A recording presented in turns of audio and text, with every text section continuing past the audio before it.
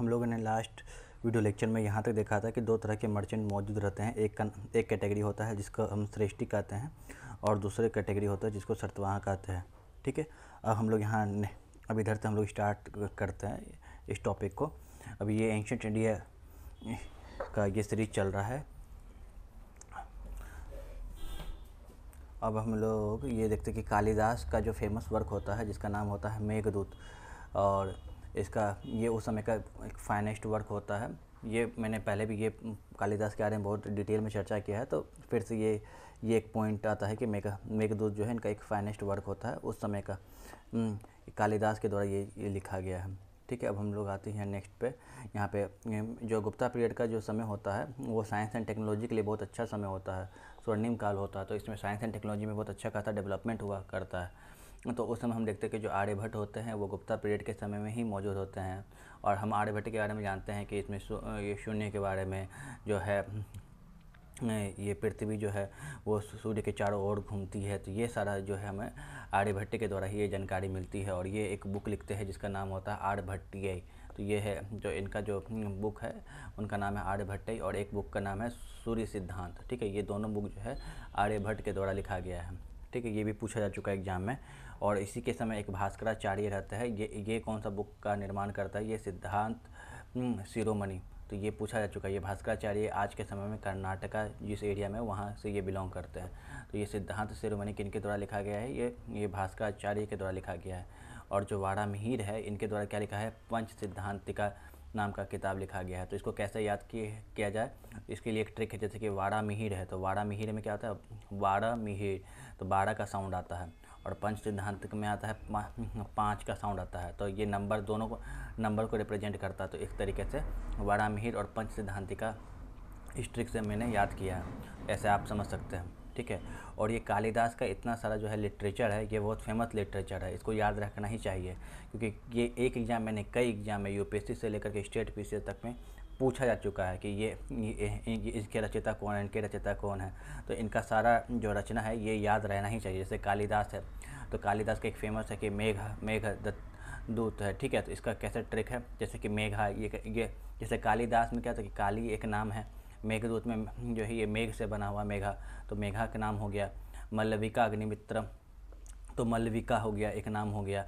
ऋतु संहारा, तो ऋतु एक नाम हो गया। जैसे ये इनका जो तीसरा बुक है उनका नाम है ऋतु संहारा, तो ऋतु एक नाम हो गया। और इनका जो चौथा लिटरेचर है कुमार संभवम, तो कुमार एक नाम हो गया। ठीक है, इनका पांचवा है अभिज्ञान शकुंतलम, तो अभिज्ञान एक नाम हो गया। ठीक है, रघुवंशम, तो रघु एक नाम हो गया। तो ये इस ट्रैक से हम लोग याद कर सकते हैं कालिदास का जो है ये सारी रचना कालिदास से बिलोंग करती है। ठीक है, जिस हिसाब से बीपीएससी अपनी डिफ़िकल्टी लेवल बढ़ा रही है और जिस हिसाब से बीपीएससी अपना उसका कंपटीशन दिन पे दिन जो है बढ़ता जा रहा है, तो उस हिसाब से हमारा जो प्रिपेयर्डनेस होता है वो भी जो है और भी स्ट्रॉन्ग रहना चाहिए। तो उसी हिसाब से तो हम लोग को ये यूपीएससी के भी जितने भी सारे जो इम्पोर्टेंट पीवाईक्यू हैं वो हमें जो है याद रहना चाहिए। सिर्फ हिस्ट्री का ही नहीं है, इवन इकोनॉमिक्स का भी है। हम लोग देखे ही थे कि इसके पहले वाले 69th बीपीएससी में जो है यूपीएससी का पीवाईक्यू खासकर जो इकोनॉमिक्स का कितना पूछा गया था। तो ये एक है कि हमें पीवाईक्यू जो है यूपीएससी का कर ही लेना चाहिए। अगर आपके पास अगर सोर्स है तो यूपीएससी का पीवाईक्यू भी आप कर ही लिए। तो उसी का ये मैंने हालांकि मैंने हिस्ट्री का पीवाईक्यू किया है, तो उसमें एंशिएंट हिस्ट्री का जो इम्पोर्टेंट पॉइंट है जो कई बार एग्जाम में पूछे जा चुके हैं और इवन यूपीएससी में जो पूछे जा चुके हैं, मैंने उसको इस नोट्स में भी मेंशन किया है। तो ये कहीं ना कहीं उधर से ये आया ही है। अब आते ही जो विष्णु शर्मा होता है, ये क्या लिखते हैं, पंचतंत्र नाम का एक किताब लिखते हैं। हम लोग बचपन में पंचतंत्र तो हम लोगों ने खूब पढ़ा है। पंचतंत्र में क्या होता है कि एक जंगल होता है, जंगल में बहुत सारे एनिमल होते हैं, जैसे कि हिरन है, शेर है, बाघ है, चीता है। तो ये सब क्या करता है, आपस में बात करते हैं। जैसे हम लोग आपस में बात करते हैं तो वैसे ये लोग आपस में बात कर रहे होते हैं। और लास्ट में ये एक कहानी होती है, और जिससे कि हमको एक उससे कुछ सीखने के लिए एक एट द एंड जो है मॉडल ऑफ स्टोरी पता चलता है, जिससे कि हम लोग अपने व्यवहार में इस्तेमाल कर सकते हैं। तो ये बुक जो है विष्णु शर्मा के द्वारा जो है लिखा गया। तो ये एक इम्पॉर्टेंट पॉइंट होता है कि पंचतंत्र किन के द्वारा लिखा गया है, विष्णु शर्मा के द्वारा लिखा गया है। ठीक है। और बाण भट्ट जो है के द्वारा क्या लिखा गया है, हर्षचरित्र लिखा गया है और कदम्बरी लिखा गया है। तो ये ऑप्शन में रहता है कि जो हर्षचरित्र है ना, ये हर्षचरित्र किनके द्वारा लिखा गया है, तो ऑप्शन में रहता है हर्षवर्धन भी रहता है। ठीक है, तो उसमें आपको कन्फ्यूज नहीं होना, हर्षवर्धन के द्वारा हर्षचरित्र नहीं लिखा गया, ये बाण भट्ट के द्वारा लिखा गया है। और हर्षचरित्र क्या होता है, हर्षचरित्र जो है हर्षवर्धन के ऊपर जो है बायोग्राफी है। तो ये एक पॉइंट है कि जो हर्षचरित्र है ये बाण भट्ट के द्वारा लिखा गया है। और जो कदम्बरी भी जो है ना, ये किताब भी जो है बाण भट्ट के द्वारा लिखा गया है। तो इसको कैसे याद करते हैं, जैसे कदम बड़ी, तो कदम में दो है, एक कदम एक बड़ी है, तो बड़ी जैसे ब हो गया और यहाँ बाण भट्ट में भी बाण और भट्ट हो गया, तो उस तरीके से मैंने याद किया है। ठीक है। और ये भी बहुत बार पूछा जा चुका है, जो विशक दत्ता है, विशक दत्ता के द्वारा कौन सा बुक का या लिटरेचर का निर्माण किया गया है, उनका है मुद्र रक्षा। ठीक है, किस तरीके से मुद्रा का मतलब होता है रुपया या पैसा या मनी। ठीक है, किस तरीके से जो है मनी को जो है प्रोटेक्ट किया गया था। ये बुक जो होता है ये चंद्रगुप्त मौर्य के ऊपर लिखा गया है कि वो किस तरीके से चाणक्य के मदद से जो है ये है कि लोगों का पैसा को जो है बचाते हैं नंद डायनेस्टी से। ठीक है, नंद डायनेस्टी पे करप्शन का बहुत ज़्यादा चार्ज लगा रहता है, तो ये अपने करप्शन इसके एट द एंड जो है पीक पहुंचता है नंद डायनेस्टी में। फिर वो उसको किस तरीके से नंद डायनेस्टी ख़त्म होता है और जो है मौर्य डायनेस्टी का शुरुआत होता है। तो इस बुक में हमको मुद्र रक्षा में इस चीज़ का हमको देखने के लिए मिलता है। तो ये जो बुक किनके द्वारा लिखा गया है, विशक दत्ता के द्वारा लिखा गया है। और देवी चंद्रगुप्तम जो है विशक दत्ता के द्वारा ही लिखा गया। तो ये दो इम्पोर्टेंट लिटरेचर हो जाते हैं, ये बहुत बार एग्जाम में पूछे जा चुके हैं, तो एज इट इज़ इसको याद रखने की ज़रूरत है हमें। अब जो ये कमंडका जो है ये क्या करते हैं, नीति शास्त्र नाम का जो है लिटरेचर प्रोड्यूस करते हैं। तो इसको मैंने पहले भी वीडियो लेक्चर में बताया है कि किस तरीके से इसको याद कर सकते हैं हम लोग। जैसे कमंडका, तो कमंडका में क्या होता है, कमांड का एक साउंड आता है। ठीक है, और कमांड किस में है, जो जितनी भी नीति बनाई जाती हैं, ये उसके जितने भी शास्त्र, उसमें क्या होता है, एक कमांड किया जाता है कि हमें कैसा करना चाहिए कैसा नहीं करना चाहिए। तो उस ट्रिक से याद करते हैं। तो कमंडका में क्या है, नीति शास्त्र। तो कमंडका के द्वारा क्या लिखा गया है, नीति शास्त्र लिखा गया है। अब ये कुछ फेमस मेडिकल फिगर है, जैसे धन्वंतरी हो गए, चरक हो गए, सुश्रुत हो गए। तो ये जो है ना कि बहुतों के समय में प्रेजेंट है। जैसे कि धन्वंतरी किसके समय में प्रेजेंट थे, धन्वंतरी जो है ये इनको जो है गॉड ऑफ आयुर्वेदा कहा जाता है। ये जो है गुप्ता के समय में मौजूद थे धन्वंतरी, तो इनको क्या कहा जाता है, गॉड ऑफ आयुर्वेदा। और हम लोग जानते हैं कि जो आयुर्वेदा का जो जिक्र है वो कहीं ना कहीं अथर्ववेद में, जो 4 तरह के वेद होते हैं, जो एक पहला आता है ऋग्वेद आता है, फिर आता है यजुर्वेद आता है, फिर आता है सामवेद आता है, फिर आता है अथर्ववेद होता है। अथर्ववेद में कहीं ना कहीं हमको जो है आयुर्वेद का जिक्र हमको मिलता है, A for Ayurveda, A for Atharvaveda. तो और ये धन्वंतरी को जो है ना, इसको गॉड ऑफ आयुर्वेदा कहा जाता है। ठीक है। और जो चरक होता है, चरक जो है चरक संहिता का निर्माण करते हैं। और ये किसके समय में प्रेजेंट थे, ये कनिष्क के समय में प्रेजेंट थे। कनिष्क के समय में ये जो है चरक जो प्रेजेंट थे। मैंने पहले वीडियो लेक्चर में बताया था कि चरक जो है के से ख़त्म होता है और के से कनिष्क जो है स्टार्ट होता है। तो उस तरीके से। और सुश्रुत जो है सुश्रुत संहिता का निर्माण करते हैं। और सुश्रुत संहिता में क्या लिखा हुआ है, चीर फाड़ के बारे में ज़्यादा जानकारी हमें मिलती है। जो प्लास्टिक सर्जरी के बारे में हमें सबसे पहला जो एविडेंस कहाँ मिलता है, वो सुश्रुत संहिता में ही मिलता है। तो एक तरीके से हम कह सकते हैं कि जो भारत में जो ही प्लास्टिक सर्जरी का जन्म हुआ था। तो ये एक फैक्ट हमारे पास हमें याद रहना चाहिए। अब जो गुप्ता पीरियड के बाद जो इम्पोर्टेंट रूलर आते हैं वो उनका नाम होता है हर्षवर्धन। ये वर्धन डायनेस्टी के इम्पोर्टेंट रूलर होते हैं। ठीक है, वर्धन डायनेस्टी के इम्पोर्टेंट रूलर होते हैं हर्षवर्धन। तो इनका जो रेन होता है वो ये पूछा जा चुका है, ये कितने से कितने ईयर के बीच में रहता है। 606 AD से लेकर के 647 AD तक इनका रेन रहता है। तो ये बहुत इंपॉर्टेंट है। तो अब जैसे हम लोग का 1947 है, तो 47 तो हम लोग को ऐसे ही याद रहेगा। ठीक है, 47। ठीक है, और 6 हमको याद रखने का, 7 है तो यहाँ पे 6 होगा। तो इस तरीके से 647 तक जो है ये रूल इस्टेब्लिश करते हैं। और ये 606 से स्टार्ट होता है। ये फिगर ऑप्शन में 608 भी रहेगा, 607 भी रहेगा, 609 भी रहेगा। तो ये आपको याद रखना पड़ेगा। एग्जैक्ट 606 जो है 647 तक रहता है इनका पीरियड। तो ये एक इम्पोर्टेंट है। ठीक है। और इनका जो कैपिटल होता है वो क्या होता है, वो कन्नौज होता है। ये भी पूछा चुका है। ऑप्शन में प्रयागराज भी रहता है या प्रयाग भी रहता है। ठीक है, तो वो आपको जो है कन्नौज होता है इनका कैपिटल। तो ये इंपॉर्टेंट है। आज के समय में जो कन्नौज है उस समय जो है वर्धन डायनेस्टी के समय में ये कन्नौज जो है कैपिटल हुआ करता था। और हम लोग ये पहले भी वीडियो लेक्चर सीरीज में हमने देखा था कि Harshvardhan, H for Harshvardhan, H for Hiuen Tsang, जो ह्वेनसांग जो है हर्षवर्धन के समय में विजिट करते हैं, ठीक है। और ये लगभग कितने साल रहे थे, ये लगभग 15 साल तक जो है भारत में ये रहते हैं, ठीक है।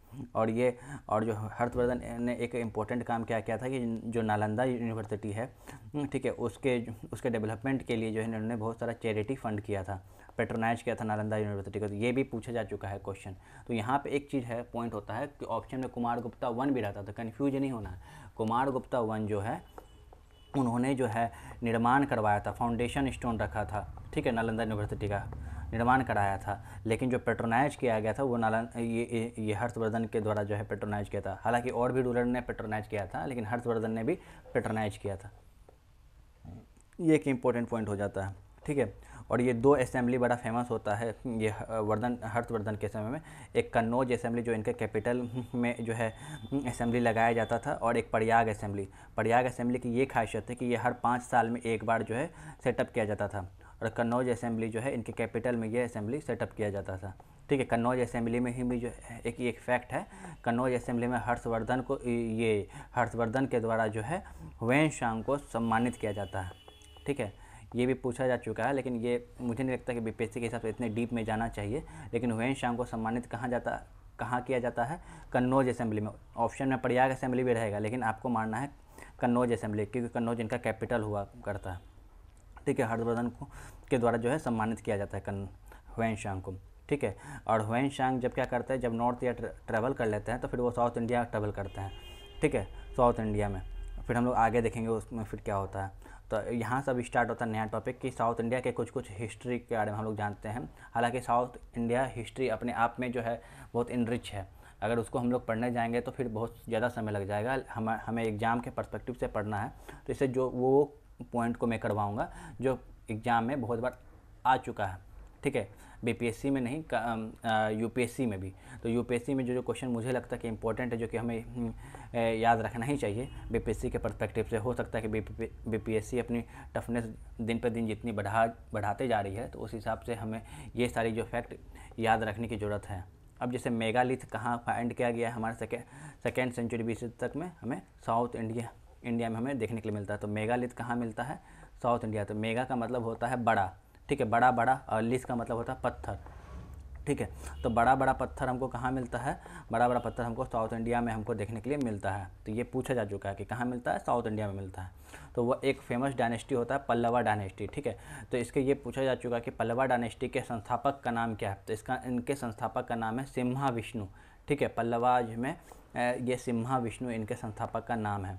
और इसके वन ऑफ द इम्पोर्टेंट ये रूलर होते हैं जिसका नाम होता है नरसिम्हा वर्मन वन, ठीक है। नरसिम्हा वर्मन वन के समय में ही न ह्वेनसांग जो है विजिट करते हैं, ठीक है। और इनका कैपिटल का नाम होता है कांचीपुरम। पल्लवा डायनेस्टी का जो कैपिटल का नाम होता है वह होता है कांचीपुरम, ठीक है। और नरसिम्हा वर्मन वन जो है एक सिटी का निर्माण करते हैं जिसका नाम होता है मम्मलपुरम, ठीक है। एक सिटी का निर्माण करते हैं जिसका नाम क्या होता है, मम्मलपुरम, ठीक है। और इन्हीं के जो नेक्स्ट रूलर होता है जिसका नाम होता है नरसिम्हा वर्मन टू, ठीक है। वो इसी सिटी में क्या करते हैं, एक टेम्पल निर्माण करते हैं जिसको कहते हैं शोर टेम्पल। समुद्र के किनारे जो है ना एक टेम्पल का, ग्रुप ऑफ टेम्पल का निर्माण करते हैं जिसको पंचरथा भी कहते हैं, ठीक है। और यह इसको शोर टेम्पल भी कहते हैं क्योंकि ये शोर का मतलब होता है किनारा, और ये समुद्र के किनारे मौजूद रहता है, इसीलिए इसको शोर टेम्पल से भी जाना जाता है, ठीक है। ये कहाँ पे रहता है, ये मम्मलपुरम में रहता है, इस्टेब्लिश किया जाता है। और ये एक और टेम्पल का, फेमस टेम्पल का निर्माण करता है जिसका नाम होता है कैलाशनाथ टेम्पल। तो ये अपने कैपिटल में ही करते हैं, के फॉर कैलाशनाथ, के फॉर कांचीपुरम। तो ये एक इंपॉर्टेंट फैक्ट हो जाता है, ये पूछा जा चुका है, ये आर्ट एंड लिटरेचर में पूछा जा सकता है। तो ये एक इंपॉर्टेंट फैक्ट है, ठीक है। ये कंफ्यूज नहीं होना है कि सिटी का निर्माण किसने किया था, क्योंकि जब भी ये पूछा जाता है ना मम्मलपुरम सिटी का निर्माण किसने किया है, तो ऑप्शन में ये भी रहता, सिम्हा विष्णु भी रहता, नरसिम्हा वर्मन वन भी रहता, नरसिम्हा वर्मन टू भी रहता है। तो नरसिम्हा वर्मन वन ने सिटी का निर्माण किया था, और नरसिम्हा वर्मन टू ने इस सिटी के अंदर जो है शोर टेम्पल का निर्माण किया था, ठीक है। और ह्वेनसांग क्या करते हैं, इसी समय नरसिम्हा वर्मन वन के समय में विजिट करते हैं, ठीक है। और वो कांचीपुरम में जो है विजिट करते हैं, इनका जो कैपिटल होता है, और वहाँ पे क्या देखते हैं कि वहाँ पे एक पढ़ने का एक प्लेस को देखते हैं कि वहाँ पे जो है लोग जो है एजुकेशन करते हैं, एजुकेशन प्राप्त करते हैं। ऐसे ऐसे बहुत सारा जो है तरह तरह का डिफरेंट इंस्टीट्यूशन जो है उस कैपिटल में देखने के लिए मिलता है, जिसका नाम होता है घटिका। ठीक है, अब आता है साउथ इंडिया से एक बहुत इंपॉर्टेंट फैक्ट याद रखने की हमें ज़रूरत है, जिसका नाम है संगम लिटरेचर है। ठीक है, ऐसा कहा जाता है कि 3 तरह का संगम जो है असेंबली हुआ है अभी तक में। तो जो पहला संगम जब भी हुआ है तो उसके बारे में हमको कोई एविडेंस पता नहीं चलता है, लेकिन पहला संगम कहा जाता है कि ऐसा पहला संगम जो है इस्टेब्लिश किया गया है, लेकिन हमें अभी तक उसका कोई भी वर्क जो है हमारे सामने मौजूद नहीं है। और सेकेंड संगम का जो हम जब असेंबली हुआ है, सेकेंड संगम का जो हमारे पास वर्क मौजूद है, एक वर्क है उसका नाम है लिटरेचर है, जिसका नाम है टोल्काप्पियम। ठीक है, ये लिटरेचर हमको पता था कि ये सेकेंड संगम असेंबली के बारे में हमको जानकारी देता है। ठीक है, और ये क्या होता है, ये ओल्डेस्ट टेक्स्ट बुक है। किसका टेक्स्ट बुक है ओल्डेस्ट? तमिलनाडु का जो ओल्डेस्ट टेक्स्ट बुक है ये टोल्काप्पियम। तो इसको कैसे याद करेंगे? जैसे टोल्काप्पियम में ओ आता है, ओल्डेस्ट में ओ आता है, तो ये एक फैक्ट से याद कर सकते हैं। और जो थर्ड संगम असेंबली में ना हमको बहुत सारा वर्क प्रेजेंट रहता है। उसका जो एक फेमस वर्क होता है उसका नाम होता है तिरुकुड़ल। ठीक है, तिरुकुड़ल जो होता है वो उसका फेमस वर्क होता है। तो तिरुकुड़ल जो लिटरेचर होता है, इसको क्या कहते हैं? इसको बाइबल ऑफ तमिलनाडु भी कहते हैं। तो इसको कैसे याद करते हैं? जैसे तिरुकुड़ल में आई आता है और बाइबल में भी आई आता है, तिरुकुड़ल हो जाएगा, बाइबल ऑफ तमिलनाडु हो जाता है। ठीक है, इस तरीके से हम लोग याद कर सकते हैं। अब यहाँ पे आ गया, अब यहाँ पे नेक्स्ट टॉपिक में आते हैं। यहाँ पे जैसे कि चालुक्य। ठीक है, चालुक्य जो है, ये चालुक्य क्या करते हैं? चालुक्य का एक फेमस रूलर होता है, उसका नाम होता है पुलकेशिन II होता है। ठीक है, ये क्या होता है? ये चालुक्य कहाँ रूल करते हैं? ये इनका जो है बादामी के इम्पोर्टेंट रूलर होता है, ग्रेट रूलर होता है, पुलकेशिन II होते हैं। ठीक है, और यही जो पुलकेशिन II क्यों इसका नाम लिया जाता है? क्योंकि हर्षवर्धन को जो है इन्होंने हराया था। ठीक है, और इसका जिक्र हमको कहाँ मिलता है? इसका हमको एहोल इंस्क्रिप्शन है, एहोल नाम का इंस्क्रिप्शन है, हमको वहाँ पे जो है हमको इसका जिक्र हमको देखने के लिए मिलता है कि जहाँ पे कि ये पता चलता है कि हर्षवर्धन को जो है पुलकेशिन II के द्वारा जो है हराया गया था। ठीक है, और ये हुएन के द्वारा भी जो है वेरीफाई किया जाता है कि पुलकेशिन II जो है हर्षवर्धन को हराए थे।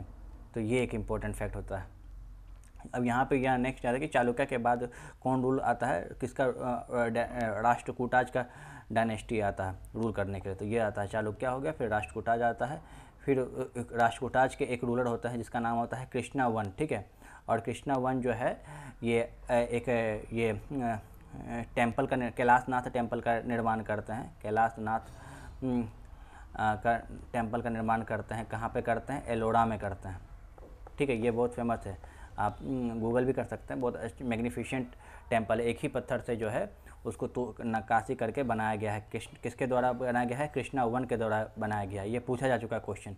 ठीक है, और ये किस डायनेस्टी से बिलोंग करते हैं? ये राष्ट्रकूटाज से बिलोंग करते हैं, ये भी पूछा जा चुका क्वेश्चन। ठीक है, और ये किससे इंस्पायर्ड होते हैं? ये इंस्पायर्ड होते हैं नरसिम्हा-वर्मन II से इंस्पायर्ड होते हैं। इन्होंने जो है ये कैलाशनाथ टेम्पल बनाया था। कहाँ पे? कांचीपुरम में, एक ही पत्थर से बनाया था। तो इसी को इंस्पायर्ड होते हुए जो कृष्णा I जो है शिव भगवान का जो है टेम्पल बनाते हैं। कहाँ पे बनाते हैं? एलोरा में बनाते हैं। ठीक है, जिसका नाम होता है कैलाशनाथ टेम्पल।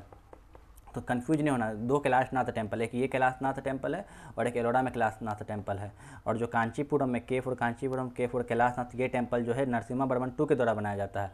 और जो एलोरा में कैलाशनाथ टेम्पल है वो कृष्णा I के द्वारा बनाया जाता है। ये पूछा जाता है, कृष्णा I दे देता है, कृष्णा II दे देता है ऑप्शन में, तो ये इंपॉर्टेंट है। और ये भी दिया जाता है, राष्ट्रकूटाज भी रहता है। पूछता कि ये कौन से डायनेस्टी के रूलर थे? तो राष्ट्रकूटाज रहता है, चालुक्य रहता है। तो ये कन्फ्यूज नहीं होना है, राष्ट्र में जिसके अंदर राष्ट्रीयता कूट कूट के भरा था वही है कृष्णा I। तो एक तरीके से ऐसे याद कर सकते हैं। ठीक है, यहाँ से मेरा ये शायद ये यहाँ से मेरा जो नोट्स जो होता है समाप्त हो जाता है, द एंड हो जाता है। ये मेरा नोट्स 2 का, एंशंट हिस्ट्री का नोट्स 2 का ये मेरा कंप्लीट वीडियो सीरीज मैंने रिलीज कर दिया है। अब इसके बाद मेरे पास एक नोट्स 3 बचता है, बहुत जल्द होगा। मैं इस नोट्स 3 का भी जो है एंशंट हिस्ट्री का वीडियो सीरीज रिलीज कर दूंगा। ऑलरेडी मैं नोट्स 1 का वीडियो सीरीज रिलीज कर दिया, अब ये मेरा नोट्स 2 का भी वीडियो सीरीज रिलीज हो चुका है। अब मैं नोट्स 3 का वीडियो रिलीज करने का प्रयास करूँगा। अब अभी कुछ समय से मैं वीडियो रिलीज नहीं कर बना नहीं पा रहा था, किसी काम में मैं बिजी था। तो अभी हो सकता है कि मैं एंशियंट हिस्ट्री का वीडियो सीरीज ना निकाल करके मेडिवल हिस्ट्री का मैं वीडियो सीरीज रिलीज करूँ। तो और मेरा जो नोट्स 3 का वीडियो सीरीज होगा वो हो सकता है कि कुछ समय बाद आए, तो हो सकता है मैं मेडिवल भी स्टार्ट करूँ। इस दोनों में से कोई भी एक मैं अभी स्टार्ट करने वाला हूँ।